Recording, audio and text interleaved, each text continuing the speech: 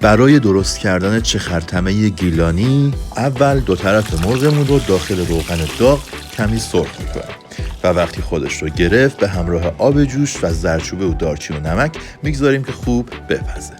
توی تابه پیاز نگینی ریز خرد شده رو داخل روغن خوب تفت میدیم و وقتی سرخ شد بهش زردچوبه و رب گوجه اضافه میکنیم. رب رو به همراه فلفل سیاه اونقدر تفت میدیم تا 1 درجه تیره تر شه و از خامی در بیاد و بعد این ترکیب رو به مرغ در حال پختمون اضافه میکنیم. در ظرف رو میذاریم و بهش زمان میدیم تا مرغ در حالی که طعمدار میشه خوب بپزه. توی مرحله آخر هم 2 تا تخم مرغ خوب هم زده رو داخل غذا میریزیم و میذاریم غذا با شعله کم خوب جا بیفته.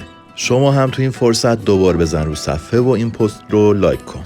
به به، وقتی مرغ خوب پخت و سس غذامون غلیظ شد، چخرتمه گیلانیمون آماده است. وقتی من تونستم درستش کنم، شما هم حتما میتونید.